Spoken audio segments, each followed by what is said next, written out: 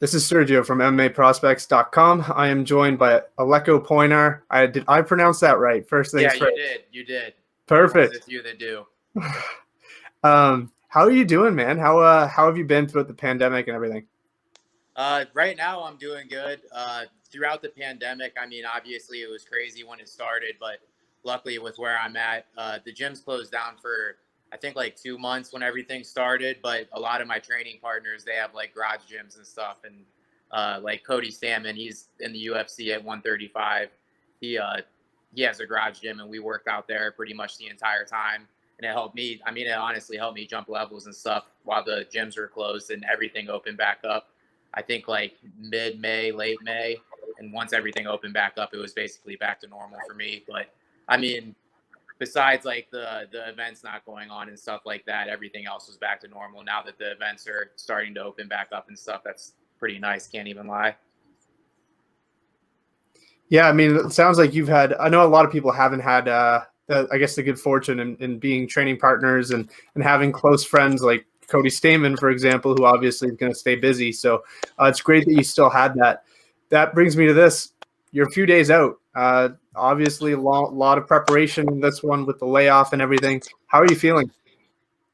I feel great, man. I mean, I didn't have to cut weight for this, so my weight's good. Training camp went awesome. I mean, it was hard. It was rough, obviously, like any training camp, but I feel like my body's peaking right. It has been a long time since I got to compete, but luckily I didn't really take I didn't take much time off at all, and it's like I've been staying ready the past year and a half. So I'm excited to see I'm excited to showcase my skills and showcase what I've been working on for basically over the past year now. I'm feeling good though. I'm ready to go. I'm ready to get some fresh air in Salt Lake City too. So I'm excited, man. With that being said, I mean Thomas Prestridge, he's got a decent background as an amateur, but he's also relatively new in terms of being professional. So what's your thoughts on the matchup? I mean, I think any matchup's a good matchup for me. My coaches have like studied film. I've watched a few of his fights. We don't focus too much on our opponent. We just focus on me. Obviously, my coaches have watched his fights and studied, and we've worked like tendencies that he has and stuff like that, and worked what I'm good at against his tendencies.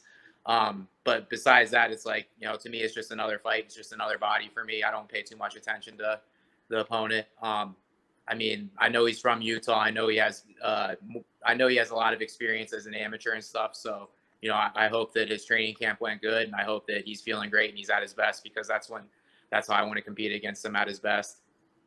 So, unlike the last time you competed, there are some different procedures and measures and stuff going into the event. How are you handling this differently than you would in the past, given the fact that there's the COVID procedures and protocols that you have to be careful with? I mean, hey, man, I take vitamins every day. I try and keep my immune system high so I don't have to worry about it personally. Luckily, Utah, I know that Salt Lake City back in November, like it had a spike in cases, but I don't think it's too bad right now. I know that they have protocols for like the fans and stuff like that. This is like an event that's having fans in an arena, so that's pretty cool. But I think like they have to be like in every other row or something like that. But as far as the fighters go, I know that we get tested the day of weigh-ins, and it's one of the rapid tests, so we'll know basically right away. Then we'll get to weigh in, and then I mean I think they're like keeping us by ourselves a little bit more in the arena and stuff. Like we're not allowed to go out to the fans and then come back to the backstage and stuff. But besides that, I don't know. I think it won't be too much of a difference for me. It's just a competition for me, so I'm not trying to overthink it. I'm more grateful than anything that I get to compete during this time, because I know that a lot of people don't get this type of opportunity. But I don't know. I'm not trying to overthink that too much. I just know that I'll test negative on Friday, weigh in, and fight on Saturday. And I just know that I think the biggest difference is I can't walk into like the arena, into the stands and stuff, and then go back into the backstage. So it's not that big of a deal to me. But I don't know. I don't know what else they have planned too. Like, I don't know what other type of procedures they're going to have for it, but it doesn't seem like it's going to be that crazy of a. So you've competed both at flyweight and you've competed at both flyweight and bantamweight. Where does your future lie? Or do you have the luxury of bouncing around at both weight classes? My future mainly is going to lie at flyweight. I think that's where I'm going to be optimal at. But I think that if the matchups are right, and I know this one too, like Thomas has fought at 125 before, and I know he doesn't walk around too much heavier than 135. And we were both just like, why are we going to cut down to 25 if we're going to weigh 140 the next day? And we both decided to go 135. And if it's a situation like that, then I'll do it. But I think mainly I'll be at flyweight after this. Do you think that's beneficial in terms of, getting a call to like the UFC or one of these other organizations, because there isn't as much talent in those divisions in terms of experience? You're seeing guys with 3-3 getting signed to the UFC, whereas the bantamweight division is so stacked. So do you think that is a pro, the fact that you can make that Oh, weight for class? sure. For sure. I definitely think I mean, that's my plan, honestly. Like I said, I'll take a fight at 35 if I have to, but I'm planning on my career to be at 125. And like you said, it's not a very thick weight class right now. And it's just like whether it's UFC or whatever high level organization it is, hopefully within this next year, if I can knock out 3 or 4 more fights, I'll get picked up by one of them. And like you said, it's definitely been in my head. Like, I think it's a good opportunity to go this weight class. No weight cut's fun, but my weight cut isn't that hard to get down to 125. So, I mean, it's pretty ideal for me. I want to talk about your debut. It was a while ago, and it obviously wasn't probably ideal to have it end the way it did in terms of disqualification. But a win's a win in your debut. Kind of describe your thoughts on the circumstances. I mean, it's your debut. Are you happy that you got the win, or were you a little bit devastated that you couldn't win the way you would have liked? Man, right now, yes, I'm happy that it was a win. I'm happy that the ref did his job. Right then and right there, I was like, I lost. Like the warrior in me was saying I lost right then and right there. And when I watched the film and stuff, it's like I was on my knee for about 3 seconds, before he kneed me in my face. So it was like, oh, okay, that was basically as illegal as it gets. And like, I know too, like I'm pretty cognitive in there. Like if we were in Japan or China and that was like a legal strike where he can knee me while I'm on one knee, I wouldn't have shot towards him and tried to shoot a double leg on him. I would have just covered up and got back up to my feet. But it's like, that's no illegal strike. I knew he couldn't knee me legally. So, I took the shot. Um, Obviously it was a bummer. Obviously it sucks, but I mean, I can't hang myself up on it too hard. I literally moved all the way across the country from Ohio to Las Vegas to make this work. And it's like, I wasn't, going to let my head hang too hard on it. I had to heal up for a month or so after the fight and basically got right back at it. And, like I said, I'm grateful the ref did his job and called it a DQ. And it could have been a lot worse for my career if he didn't. You know what I mean? And it's like, I'm glad that the ref did that. I'll take a win as a win at this point with that. Obviously, I didn't want it to go out that way. Obviously, I wanted to compete more and, showcase my skills back then a year and a half ago. But it's like, you kind of just have to play with the cards dealt. And that's what my coaches told me. That's what my training partners told me. It's basically just take the win, play with the cards dealt, and move on from it. So it sucks. Obviously, nobody wants the fight to end like that. I know he didn't want it to end like that. I didn't want it to end like that. But you kind of just have to roll with it and deal with the cards dealt. It's the fight game. You can't really control very many things. You talked about that move to Las Vegas. I mean, Las Vegas right now is fight capital in terms of not just putting on events, but also the gyms there. Xtreme Couture, it was named by a lot of people as Gym of the Year. So talk about that move and how big it's been for you. Dude, it's been crazy. I had a real promising amateur career in Ohio.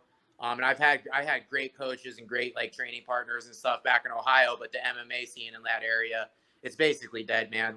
I'm not discrediting any of the organizations that helped me get fights and stuff in Ohio, but it's not the same. And I was helping Jessica I out for her world title camp going on 2 years ago now. And I came out and she moved out here and I came out for 2 or 3 weeks to help her out and kind of visit and all that stuff. And when I came out here, it was my first day. Gray Maynard came up to me and he knew my wrestling coach from Ohio.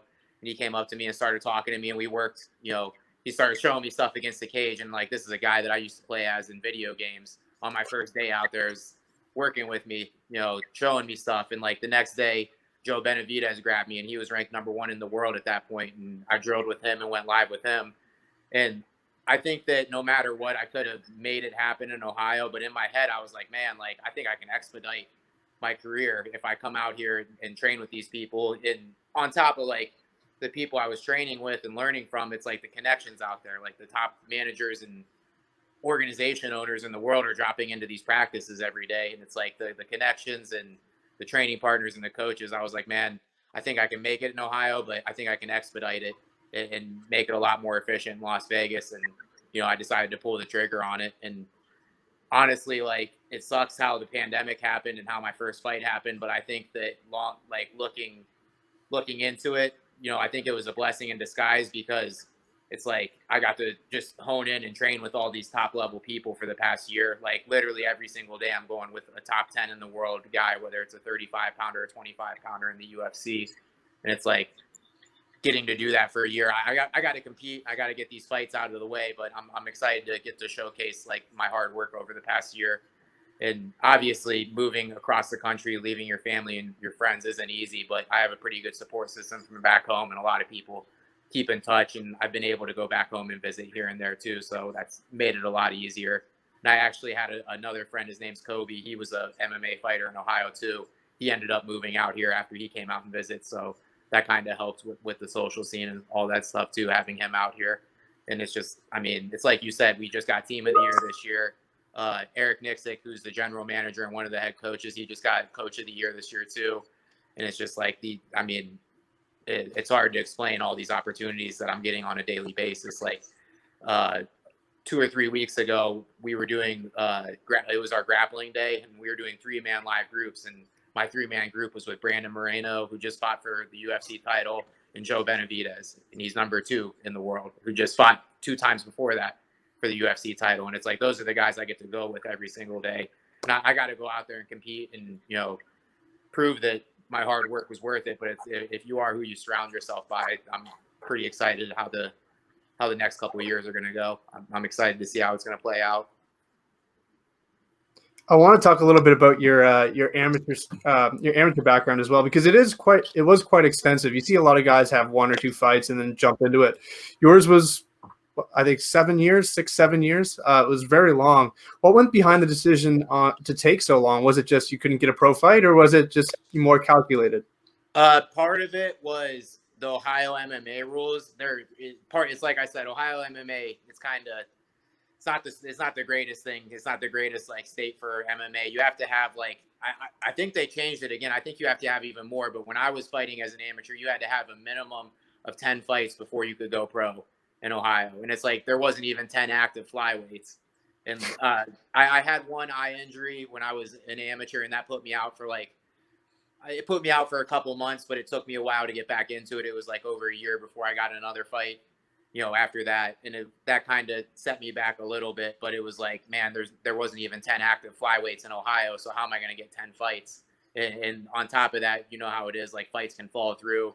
There was a few times where I was lined up to get fights, even a pro debut, where the fight fell through. And it's like, that can set you back for months again. And that kind of was just the moral of the story. Luckily, I was competing in grappling tournaments in the meantime and stuff like that. And I never really took much time off. I was training the entire time. So that helped me stay ready for, the next level. But I think that was the main thing of why it was spaced out. It's like, how am I going to get 10 amateur fights if there's not even 10 active flyweights in Ohio? So that kind of pushed it, that kind of pulled it out and drained it out for a while.